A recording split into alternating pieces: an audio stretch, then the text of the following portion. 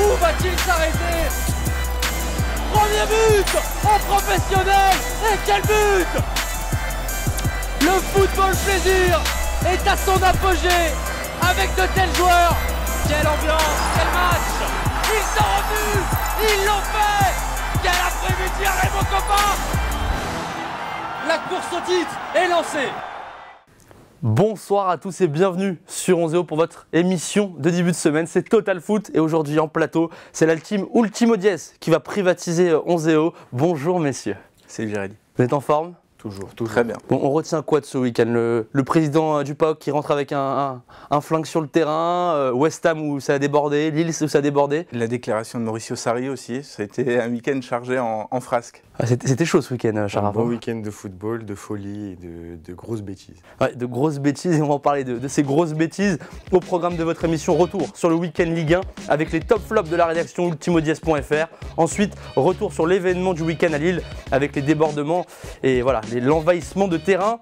Et Lille qui se rapproche toujours plus de la Ligue 2. Et on terminera avec l'équipe de France et la liste de Dédé, de Didier Deschamps avant le rassemblement de jeudi. Mais on commence donc avec ce week-end Ligue 1, football, plaisir. Alors on va donc commencer avec le débrief Ligue 1 et forcément Monsieur Maxime va nous parler de la mitraillette de Mykonos qui a enfin frappé hier au bout de 30 secondes après son entrée au jeu. Effectivement, Mitroglou qui marque hier et qui offre la victoire à l'OM dans un but qui ressemble un petit peu à l'action qu'il avait eue contre Saint-Etienne où pour son premier ballon, il la met au-dessus. Cette fois-ci, ça fait barre en 30 et c'est un but qui va lui faire du bien au joueur qui est en manque de confiance, à l'homme pour son intégration et on savait qu'il était un petit peu en difficulté dans le groupe, on sent que ses coéquipiers veulent le faire progresser, veulent le faire revenir et ce but-là va sans doute y participer. Et puis ça fait surtout du bien à l'OM qui garde son matelas de 5 points avant le choc contre Lyon de la semaine prochaine. Ouais. Charaf, ça peut être le factor X, Mitroglou pour les Marseillais sur la fin de saison? Ça peut être un gros facteur X et ça peut même être l'homme clé de la fin de saison de Marseille.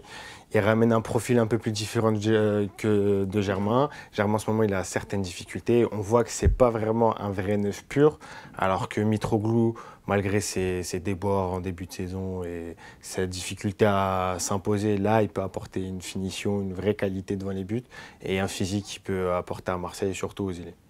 Ton top, Charaf, de ce week-end Ligue 1?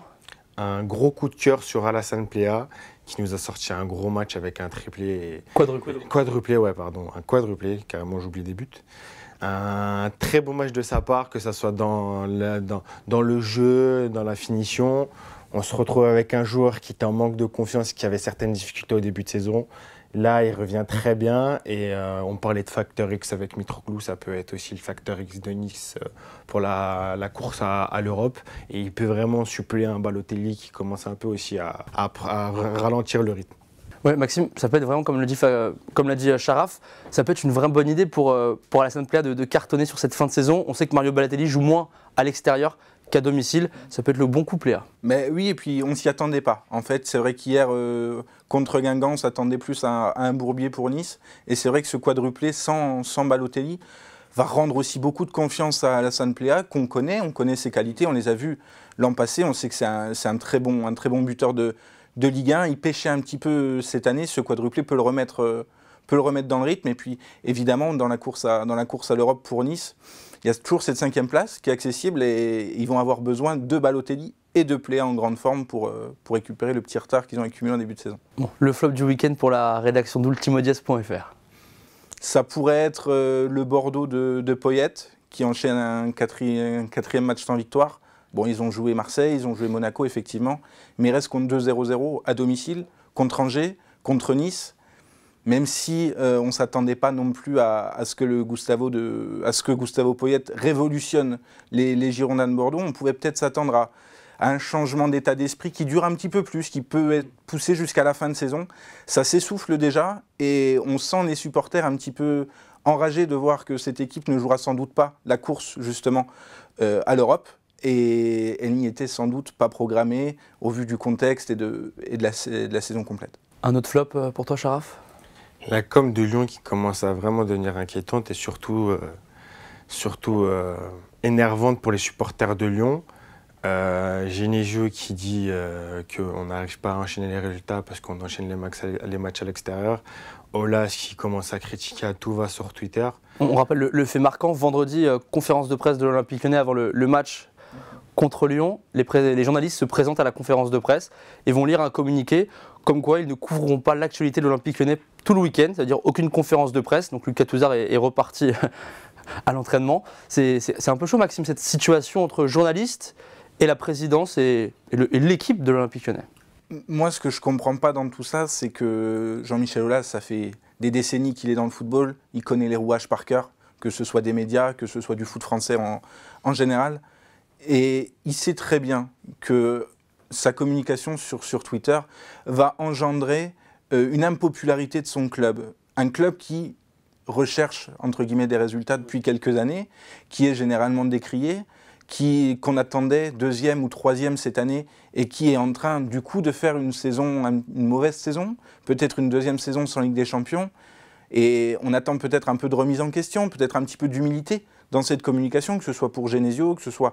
Les joueurs ne rentrent pas trop dans ce délire-là, mais c'est vrai que Genesio et Aulas jouent un peu aux gentils et aux méchants flics, et c'est dommage parce qu'un petit peu d'humilité, se concentrer un petit peu sur le jeu, et puis c'est pas en critiquant la presse, en critiquant les instances du foot, en critiquant le fait de jouer tous les 3 jours, de jouer en Europa League, ça ne te fera pas avancer. Les résultats ne sont pas là.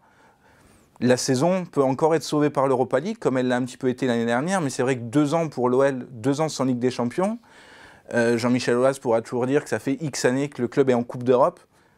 Un Noël pas en Ligue des Champions, c'est quand même un Noël décevant. Et pour revenir à ce que disait Maxime, c'est intéressant dans le sens où Aulas a fait un gros investissement cet été en ramenant beaucoup de gros joueurs. On s'attendait, comme Maxime a dit, à un Noël qui gratte la 2e place et qui assure sa qualification en Ligue des Champions très vite. On se trouve dans une grosse difficulté avec un Lyon insipide, les matchs sont ennuyants et au final, on se dit que c'est un grand club. On arrive peut-être à la fin de cycle de Genesio et on a l'impression en fait qu'ils s'amusent avec les supporters lyonnais dans le sens où quand ça va mal, ils se cachent, mais quand ça va bien, ils disent bon bah voilà, vous avez vu, on a des résultats, voilà, vous vous trompez, voilà, les résultats suivent, on va peut-être se qualifier en quart de finale d'Europa League, on va peut-être gratter une victoire face à Marseille. Et puis il y a une vraie cassure avec le public. C'est ça. Et c'est aussi ce qui faisait la force de Lyon il y a quelques années, c'est que c'était une vraie communauté qui aimait son club, qui était toujours derrière son club, qui était fière de son club et qui n'a pas connu les déboires et des fractures récentes comme on a pu le voir à Marseille pendant l'époque Michel ou l'après Bielsa, ou comme on a pu voir à Paris il y a quelques années quand c'était pas tout rose comme maintenant. Et là, on sent que vraiment, même les plus grands supporters lyonnais, on commence à en avoir un petit peu marre et en avoir marre de se faire afficher par leur président. Et je crois que c'est ce qu'il y a de pire pour un supporter. C'est d'avoir un petit peu honte de son équipe, du comportement de son board, parce que plus que des joueurs. Et puis quand les résultats ne suivent pas, c'est vrai que c'est très délicat à vivre pour eux. Bon, on rappelle l'objectif aussi pour les Lyonnais, c'est cette finale de l'Europa League qui sera au Parc OL. Mais bon, quand on voit le programme qui pourrait attendre les Lyonnais, il y a l'Atlético Madrid, il y a Arsenal, donc il y a encore de sacrés clubs en compétition. Monsieur, on va passer à l'événement tragique du week-end. Ça aurait pu être vraiment tragique, heureusement il n'y a pas eu de blessés, mais c'est à Lille que ça a chauffé après la rencontre et le démordement et l'envahissement du terrain. C'est parti pour la tribune. Alors on a intitulé cette partie au nord, c'était la Ligue 2, parce que Lille se rapproche de plus en plus de cette Ligue 2, où il y a déjà Valenciennes et le Racing Club de Lens. Messieurs, avant d'entendre notamment Amadou, qui est l'un des capitaines lillois, est-ce qu'on a passé un cap dans la bêtise humaine ce week-end à Lille? Ça aurait pu être plus grave, encore plus grave. Là, on s'en sort sans blessure. Il y a eu effectivement des heurts entre supporters et joueurs. C'est relativement inadmissible de voir ce genre de comportement. C'est ce qu'on disait avec Charaf, c'est tu peux manifester ton mécontentement, tu peux envahir potentiellement la pelouse, même si ce n'est pas à faire, mais tu ne peux pas t'attaquer à tes joueurs. Et là, c'est un point de non-retour qui a été franchi. Pour les joueurs, ça va être compliqué. Pour les supporters, ça va être compliqué. Pour tout le projet lillois qui vacille déjà, c'est très lourd. Ça ne sent pas bon pour la fin de saison. Ouais. Charaf, avant de t'écouter, on va écouter Ibrahim Amadou qui est en conférence de presse d'après-match. Et un peu comme Thomas Sim, c'est peut-être le point de non-retour qui a été atteint par les supporters lillois et leurs joueurs. Le plus important, c'est l'équipe. Malgré ce qui vient de se passer ce soir, on essaie de faire, on essaie d'oublier un peu tout ça, mais c'est dur de voir que nos propres supporters rentrent sur le terrain et s'en prennent aux joueurs quand même. Ceux qui ont envie de nous soutenir jusqu'à la fin de saison, ils sont bienvenus au stade, mais les autres, c'est pas la peine de revenir. Il y a eu certaines bousculades des supporters sur certains joueurs. Après, je ne pourrais pas vous dire lesquels, mais voilà, après, leur réaction, on n'est pas d'accord comment ils réagissent. On peut comprendre leur mécontentement. Alors là, il n'y a en plus aucune logique. C'est qu'on va frapper le meilleur joueur de l'équipe actuelle, c'est Nicolas Pepe. Là, Sharaf, c'est assez incroyable ce qui s'est passé. Hein. C'est totalement inadmissible, franchement. C'est un comportement à bannir de tous les stades, que ce soit en France ou autre part. Le pire, c'est comme il a pu dire après, on se retrouve dans une situation, c'est pas le dernier match de la saison. Ils vont pas être relégués, ils ont encore beaucoup de matchs. Ils ont un calendrier assez favorable à domicile, même si à l'extérieur, ça va être un peu plus compliqué. On va en reparler après dessus. C'est pas non plus la mort. Ils ont de la chance que depuis quelques années maintenant, il y a le barrage s'ils finissent 18e. Donc il y a encore des chances. Et franchement, je vais peut-être choquer certaines personnes, mais si on arrive aux mains par rapport aux joueurs, pourquoi les joueurs ne boycotteront pas l'équipe ? Ils peuvent se dire qu'on peut être bankable, on peut être vendu, on sait très bien la difficulté de Lille. Ils peuvent se dire je vais partir. Le club, il y en a certains, je pense que dans leur tête, ils peuvent se dire on s'en fout. Mais c'est des joueurs professionnels. On peut voir il y a quelques années avec Sochaux, ils ont réussi ils allaient se maintenir avec Hervé Renard parce qu'ils avaient un public derrière qui les soutenait. Derrière, il y avait des supporters qui encourageaient leur équipe et l'équipe se transcendait à chaque match. Ils pouvaient créer certains exploits. Là, ça peut être juste un trou noir. Ils peuvent rentrer dans un cycle très très long pour les futures prochaines années. Ce qui est très gênant également, c'est qu'ils assument leurs actes, les supporters lillois. Bon, alors un supporter, on peut dire supporter entre guillemets, qui s'est exprimé sur France Bleu Nord, la radio locale du côté de Lille. On assume tous les actes qui ont été commis. On a vu des joueurs montrer qu'ils n'avaient pas les valeurs du club. La tribune a décidé d'agir pour leur montrer que si eux n'avaient pas le caractère d'agir, nous pouvons le faire pour eux. La situation n'a pas changé. Je pense que les prochains actes seront pires que ce qui s'est passé samedi. Il reconnaît d'ailleurs que c'est une menace qui n'est pas à prendre à la légère. Donc comme tu l'as dit, Sharaf, je pense que les joueurs lillois ne devraient même pas se présenter au prochain match. En fait, c'est le problème du supporterisme. On arrive dans une situation où il y a un excès. Je pense que c'est pas qu'en France, c'est en général, c'est qu'on oublie que c'est qu'un sport. Ils font leur travail. S'ils gagnent pas, c'est que c'est le sport. Faut assumer. C'était les premiers à célébrer, à dire oui, on va être racheté, oui, Thiago Maia si, oui, Nicolas Pepe si, sans cibler un joueur ou quoi que ce soit. Ils étaient contents qu'ils viennent au club. Mais là, ils arrivent à dire si on descend, on vous descend. C'est inadmissible. Franchement, je suis joueur lillois, mais je lâche le club. On ne peut pas arriver à ce point-là. Et je suis d'accord, tu peux être énervé, comme Amadou a dit. On comprend nous aussi que tu peux être énervé avec le projet qui suivait, où on cherchait l'Europe. Mais il y a un point à ne pas atteindre quand même. Moi, je pense que vraiment le supporter, en règle générale, doit comprendre que... Alors effectivement, il a une place, il est important, le mouvement ultra est important, mais le club ne leur appartient pas. Et que ce soit à Lille, que ce soit à Paris, que ce soit à Marseille, tout club confondu. Le club n'appartient pas à ses supporters. Effectivement, ces supporters-là, entre guillemets, ils ont un sentiment d'appartenance qui est peut-être un peu plus élevé, en se disant bon, on vient d'être acheté, Gérard Lopez n'aime peut-être pas le club, il vient peut-être pour faire du business, donc on touche à leur bébé. Mais malgré tout, ils doivent rester dans leur position de supporters, soit boycotter, soit faire des manifs ou une grève à l'extérieur du stade, faire du bruit sur les réseaux sociaux, mais de manière pacifique. On ne doit pas en arriver à en venir aux mains, que ce soit au niveau du président en tribune, que ce soit au niveau des joueurs sur la pelouse. Ça, c'est un comportement qui va encore permettre aux instances du football de taper sur les supporters et d'en rajouter une couche dont le mouvement ultra n'avait pas spécialement besoin. Et c'est vraiment délicat et pour l'image du foot, et pour l'image du club, et pour l'image des supporters. Ouais, on va écouter Marc Ingla, qui est le DG de Lille. Et lui, forcément, il n'est pas du tout content, Marc Ingla. Et à mon avis, ça va cartonner dans les jours à venir sur les supporters lillois. Les caméras étaient présentes. On écoute Marc Ingla. On a presque 200 caméras de sûreté. On on va toujours avoir zéro tolérance avec la violence. Peut-être on peut apprécier s'il y a eu quelques coups qui peuvent être violents ou non. Maintenant, on est en show, non, mais on va faire l'analyse bien. Et s'il y a quelques situations spécifiques de violence, on va bien les isoler et on va prendre des actions, bien sûr. Non. Mais surtout, je dirais un message qu'on n'accepte pas cette situation. Mais aussi dire qu'on va faire ça ensemble. On va rester en L1, on est convaincu. On va se battre, on va souffrir, mais on est convaincu qu'on va rester en L1 et on va le faire ensemble. Donc on vient d'écouter donc le DG Marc Ingla. Est-ce que les dirigeants lillois, ils n'ont pas récolté ce qu'ils ont semé ces derniers mois?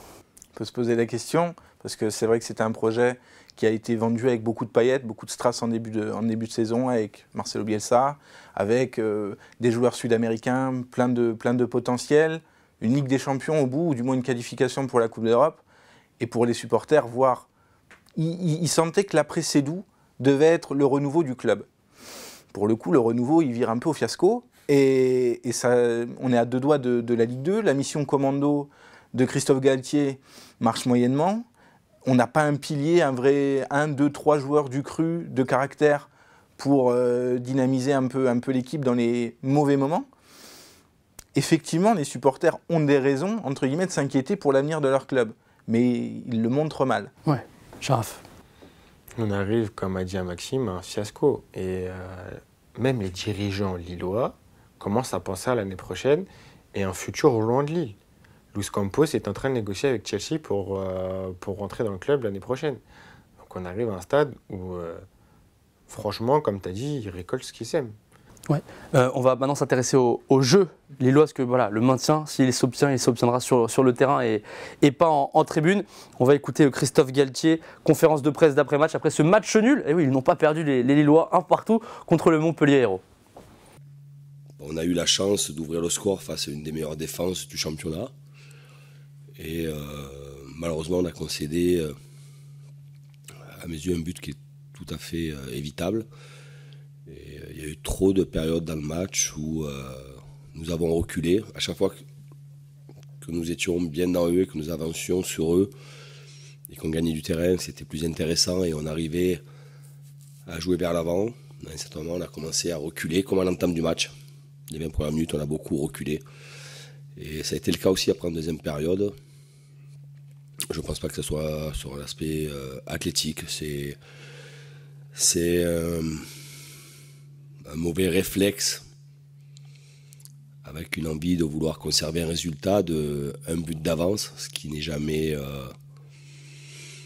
on n'est jamais à l'abri. Et là, on n'a pas été à l'abri de ne pas sortir sur le tireur, même s'il n'est pas sur son mauvais pied. Voilà, et on subit un but qui, à mes yeux, peut être évité. Voilà, après ce match nul, un partout face à Montpellier. Messieurs, le calendrier lillois pour les 9 prochains matchs, les 9 derniers matchs de cette saison de Ligue 1. Monaco-Lille, vendredi prochain. Lille-Amiens, Bordeaux-Lille, Lille-Guingamp, Marseille-Lille, Lille-Metz, Toulouse-Lille, Lille-Dijon. Et on finira en beauté à Geoffroy-Guichard, match que vous pourrez suivre sur Onzeo, Saint-Étienne-Lille. Est-ce que l'ancien club de Christophe Galtier va-t-il l'envoyer en Ligue 2 avec ses joueurs?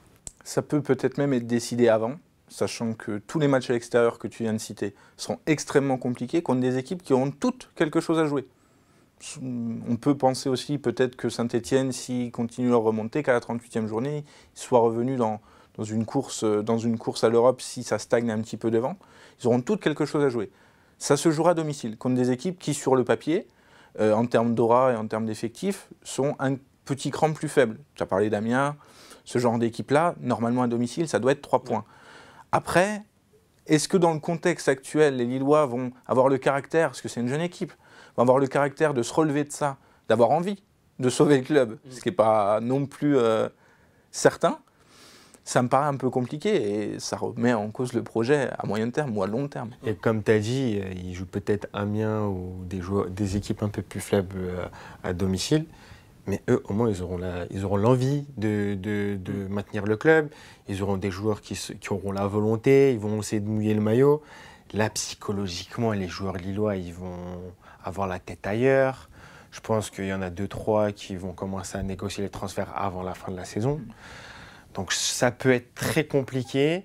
C'est à Galtier, qui est censé être un bon manager et un soudeur de groupe, de remobiliser tout le monde et de remettre tout le monde sur pied et avoir des gros caractères comme Amadou et autres pour aussi donner un peu plus de motivation au groupe. Mais ça va être très très long et surtout quand on voit la qualité des matchs de Lille, ça peut être très long. Donc Lille qui va jouer sa survie à domicile, avec ou sans ses supporters, ce sera la grande question des prochaines semaines. Il passe en commission jeudi à la Ligue de football professionnel. On s'attend normalement à des huis clos. Sans doute sans, ouais. Et on n'espère pas pour les Lillois pour des retraits de points. On pourrait avoir un retrait de points. Ça pourrait aussi. Ce genre de manquement-là peut entraîner des retraits de points. Là, je pense que s'il y a un retrait de 2, 3, voire plus de points, c'est terminé pour le LOSC. Malheureusement, Croix-Rouge, avec Metz en Ligue 2, malheureusement. On va s'intéresser maintenant à l'équipe de France et à la liste de Didier Deschamps. Ça sera jeudi également, journée très chargée avec la LFP et la FFF. Donc c'est parti pour le scan avec l'équipe de France.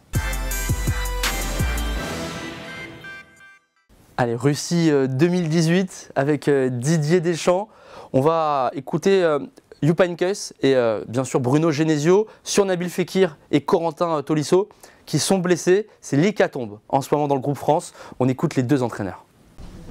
Oui, c'est un gros coup dur pour nous et pour lui.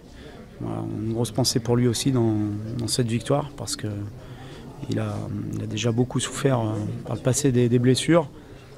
Mais il y a aussi l'autre manière de voir les choses, savoir qu'il va revenir en pleine forme après la trêve internationale, qu'il va être gonflé à bloc pour le dernier mois et demi de compétition qui nous restera et il va nous aider pour atteindre les objectifs collectifs et je l'espère atteindre son objectif individuel qui est d'aller à la Coupe du Monde. Quand a-t-il ressenti ces douleurs? Comment ça s'est passé? Ça fait quelques temps qu'il avait des douleurs au genou et malheureusement on pensait que ça allait passer sans intervention mais on n'a pas pu. Donc voilà, ça fait partie aussi des aléas d'une saison, que ce soit pour un joueur ou pour une équipe. Ja, da kann ich auch noch nichts Abschließendes dazu sagen, weil die beiden Spieler sind Schienbein auf Schienbein getroffen und Coco Tolisso hat ganz starke Schmerzen. Er ist schon auf dem Weg in die Praxis von Dr. Müller-Wohlfahrt und dann werden abschließend Untersuchungen durchgeführt, MRT, gegebenenfalls auch noch ein Röntgenbild und dann wissen wir mehr. Also im Moment kann man nichts Konkretes dazu sagen. Alors messieurs, normalement la liste qui arrive à cette période-là, juste avant la Coupe du Monde ou un Euro, elle est 95% ressemblante à celle qu'on a en juin prochain. Là, on peut avoir beaucoup de turnover pour Didier Deschamps et beaucoup de surprises en juin prochain, vu les absents sur le rassemblement qui arrive jeudi. Alors là, pour le coup, effectivement, il va être obligé lui qui n'aime pas trop bouleverser son groupe, il va être obligé de faire appel à sa seconde liste. Il a globalement son groupe de 20-25 joueurs préférentiels. Et là, il va devoir les piocher dans les 10, 15, 20 qui sont juste derrière, qui ne convoquent jamais, qui pré-convoquent toujours, mais qui ne sont jamais à Clairefontaine. Et là, il va devoir bouleverser un petit peu son groupe. Est-ce que ça peut changer réellement les hiérarchies? On connaît un petit peu Didier Deschamps. Si ses joueurs préférentiels sont en pleine forme mi-mai, début mai, mi-mai, ils seront en Russie. Après, on n'est pas à l'abri non plus d'une révélation sur ces deux matchs contre la Colombie et contre la Russie, mais il n'y en aura pas 50 à mon avis. Sharaf. On va se retrouver avec un vrai turnover et je pense qu'il va faire certains tests, comme Maxime a pu dire, les 15-20 joueurs de supplément vont avoir leur chance. Il y en aura certains qui auront leur chance, il faudra la saisir directement.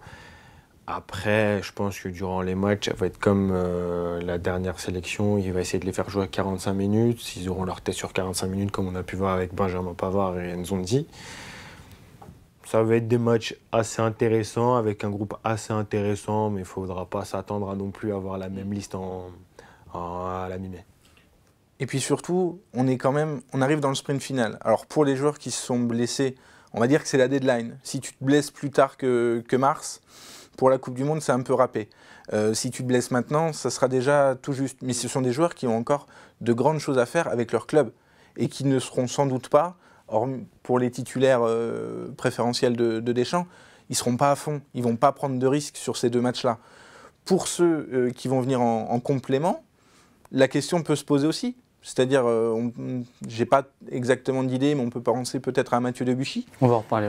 Est-ce que Mathieu Debuchy, alors lui, pour le coup, a une vraie carte à jouer, donc il devrait jouer sa chance à fond, mais quelqu'un qui a encore des choses à jouer avec son club, va-t-il prendre le risque de jouer à fond à Saint-Pétersbourg contre la Russie ?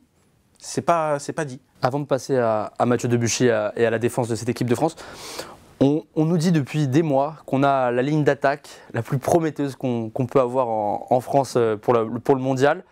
Est-ce que vous avez des doutes sur cette ligne d'attaque ? Giroud, c'est quand même assez compliqué du côté de Chelsea avec Antonio Conte.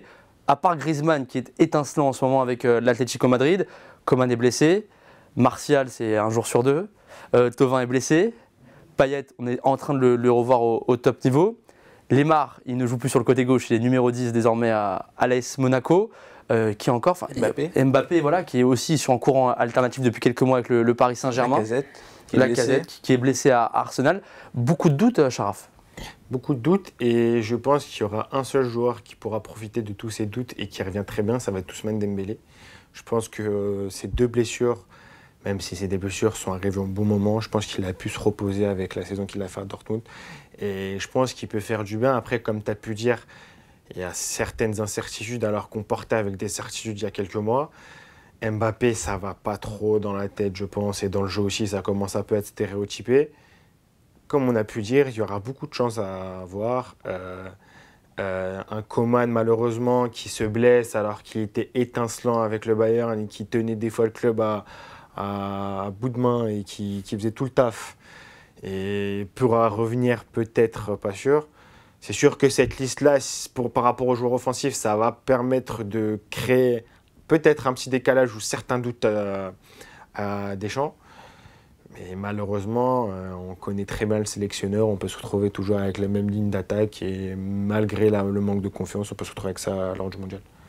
Après, tu parlais d'Olivier Giroud. Quand il était titulaire en équipe de France, il n'était pas forcément titulaire à Arsenal.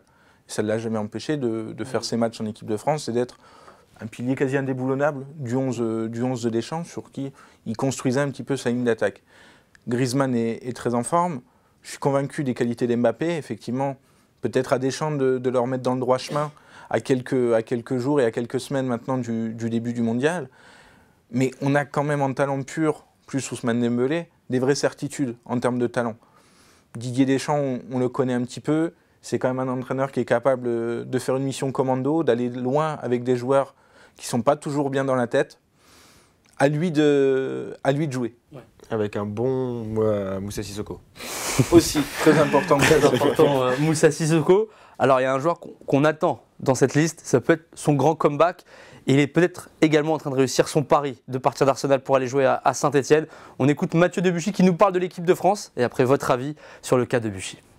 Oui, on y pense toujours à l'équipe de France, c'est sûr que ça reste dans la tête.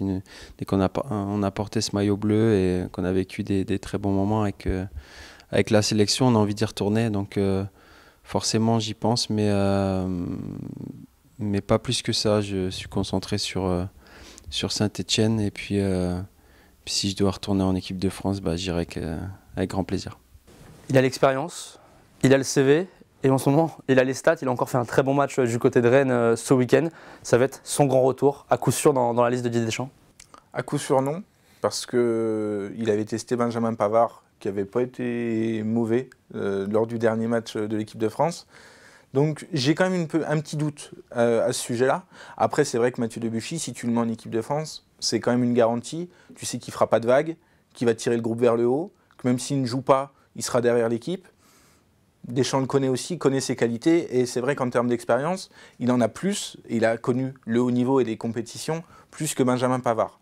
Après, c'est vrai que c'est un poste un petit peu faible au niveau de l'équipe de France. Sidibé, Pavard, Debuchy, Mathieu a sa carte à jouer. Je pense que, en tout cas, il démontre qu'il n'était pas perdu et qu'il a bien fait de venir à Saint-Etienne.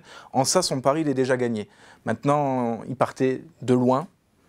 Mais on va attendre jeudi. J'ai quand même un doute, mais c'est possible qu'il ait. Par rapport à jeudi, je suis comme Maxime, on peut avoir des doutes par rapport à ça, parce que sportivement, comme on a pu dire ici, il enchaîne les bonnes performances.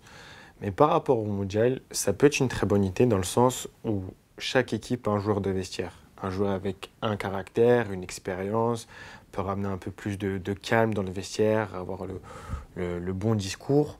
Et en équipe de France, malheureusement, on ne l'a pas. On n'a pas ce taulier, cet ancien. Et malgré que durant ces années bleues, ce n'était pas celui qui parlait le plus ou celui qui donnait le plus gros coup de gueule, je pense qu'avec son expérience, sa vieillesse, il peut apporter ça. Et après, sportivement, ouais, je vais rejoindre aussi ce que dit Maxime. On a un poste où on n'a pas beaucoup de joueurs. On a Benjamin Pavard qui joue dans une défense à 3 à Stuttgart, il faut toujours le rappeler, et qui n'est pas latéral droit à Stuttgart, qui peut faire le travail. Mais avec Sidibé aussi, qui peut avoir certains pépins physiques, et on ne sait jamais ce qui se passe, comme Maxime a aussi dit, en mars, si on se blesse, ça va être très compliqué pour la Coupe du Monde. Donc on ne sait pas, on attend la petite surprise pour la liste en mi-mai, ça peut être lui. Il a tout connu en plus, un match de but avec l'équipe de France. En 2012, il était titulaire ailier droit, quart de finale contre l'Espagne avec Laurent Blanc. La polyvalence. La polyvalence, chère à Christophe Dugarry. Merci à tous d'avoir été avec nous. Bon, on vous retrouve sur ultimodies.fr, podcast sur YouTube. C'est ça, messieurs? Podcast, vidéo, une petite surprise qui arrive normalement dans 2-3 week-ends, on ne peut pas en dire plus, mais ouais. On révolutionne un peu la charte graphique. Ah, ouais, normalement, pour la Coupe du Monde, on peut vous suivre tous les jours. Hein. Ah, normalement, tout est calé, on travaille, on recrute. Bon, merci à vous de nous avoir suivis sur Onzeo. On se retrouve bien sûr très vite pour du football plaisir. Très bonne semaine à toutes et à tous.